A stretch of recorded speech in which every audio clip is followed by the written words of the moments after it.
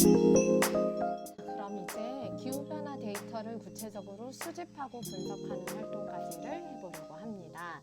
자, 데이터를 어디서 가져오는가에 대한 답을 이제 드리려고 하는데요. 여러 데이터들의 제공처가 있겠지만 가장 정확한 건 아무래도 기상청이지 않을까요? 그래서 기상자료 개방 포털로 가겠습니다. 기상자료 개방 포털. 이렇게 검색을 이렇게 바로 하시면 돼요. 주소를 치셔도 되고요. 이렇게 해서 선택해서 이 사이트로 들어옵니다. 로그인을 별도로 하지 않아도 우리가 원하는 데이터를 얻을 수 있습니다. 이 상단에 있는 메뉴 중에서 기후 통계 분석이라는 것을 클릭을 해서 이제 나오는 여러 가지 데이터들을 볼 수가 있는데요. 여기서 보시면서 조별로 상위에서 우리는 이 기후변화 관련해서 어떤 데이터를 얻을지를 정하세요. 이를테면 우리는 강수량을 보고 싶다 하면 강수량 분석을 클릭을 하면 되고, 기온을 보고 싶다, 그러니까 연평균 기온의 변화를 보고 싶다 그러면 이제 기온 분석을 보면 되고요. 그 다음에 또 기상현상 일수라고 되어 있는 거에서 폭염이나 열대야 등을 보고 싶다라고 하면 그것을 보면 됩니다. 근데 여기서 만약에 안개 일수 같은 거를 선택을 한다고 하면 지금 우리가 원하는 기후 변화와 관련된 데이터와는 조금 다른 성격의 분석이 나올 수도 있겠죠. 그래서 사실은 데이터 분석을 할 때 기본 지식이 또 중요하고, 또 어떤 데이터를 통해서 통계 자료를 보여줄지에 대한 아이디어도 중요합니다. 일단 우리는 여기서 기온 분석이라고 하는 것을 해보려고 합니다. 이걸 예시로 보여드릴게요. 자, 기온 분석을 선택했습니다. 자, 기온 분석은 이제 일월연의 평균 기온, 최저 기온, 최고 기온을 각각 조회할 수 있다고 하는데요. 우리는 이 기후 변화의 패턴을 보여주기 위해서 평년 값을 사용할 겁니다. 그럼 평년 값이면 30년 단위로 보는 거니까, 그래서 년 단위로 지금 데이터를 얻으려고 여기서 년을 선택할 거고요. 그 다음에 자료 형태는 기본과 편차가 있는데, 편차라고 하는 것은 이제 그 기본 값에서 얼마나 차이가 났는가까지를 본다는 것이라 우리는 그것까지는 필요 없고 여기서는 기본을 선택하려고 합니다. 그 다음에 기간을 어떻게 볼 건가 하는 건데요. 우리는 지금 1961년부터 해서 2020년까지의 60년 데이터를 얻으려고 합니다. 그래서 다각도로 살펴볼 때 최근 30년과 동시에 이전 30년과 그 최근 30년을 비교해보는 활동도 해보려고 합니다. 그래서 60년 데이터를 일단 여기서 얻을 거예요.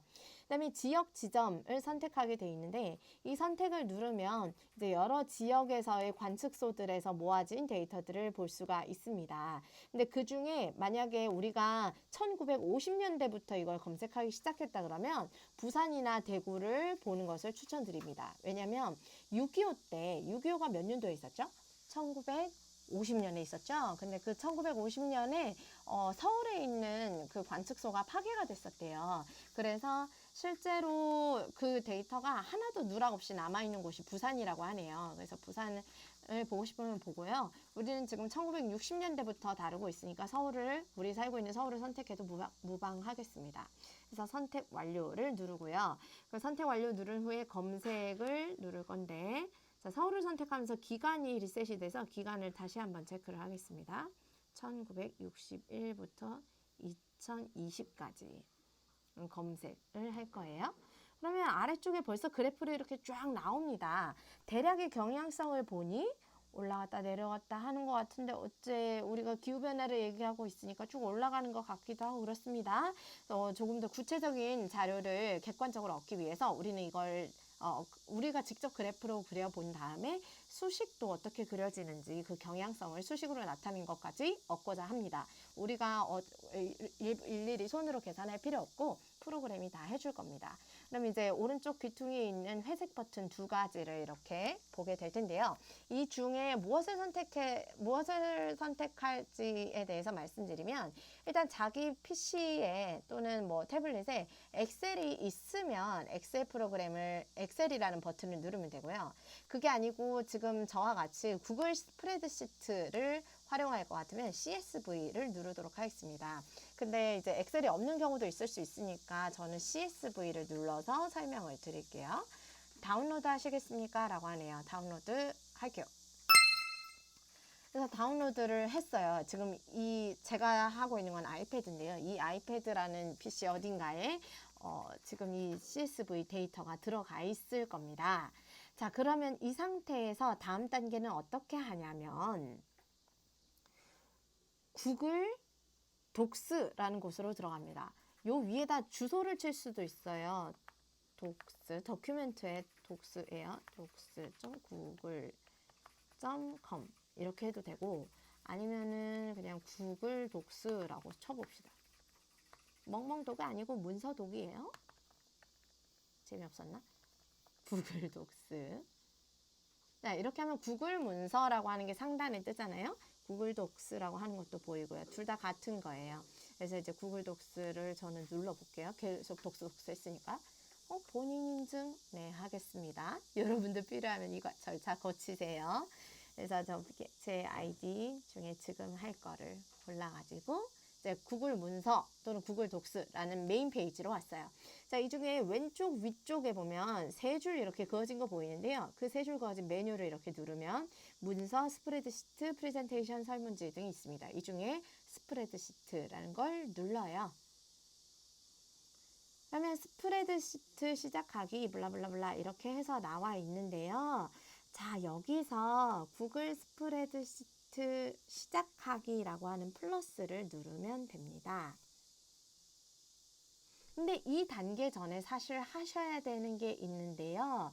바로 이쪽 폴더 모양 보이시죠? 이 폴더 모양을 눌러서 내가 받았던 CSV를 구글 드라이브 상에 업로드를 해야 돼요.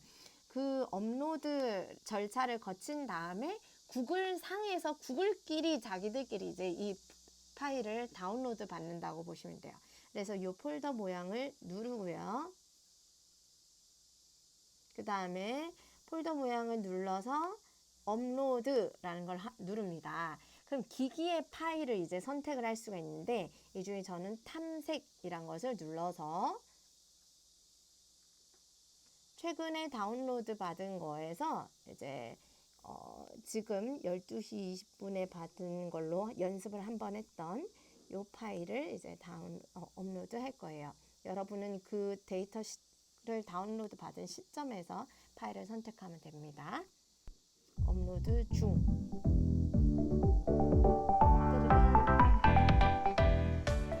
업로드가 됐습니다. 그리고 이제 열렸어요. 자, 여기까지 왔으면 아주 훌륭합니다. 여러분은 이제 데이터를 분석할 도구를 가진 셈입니다. 자, 여기서 이제 보면은 연도별로 쭉 이렇게 나오고요.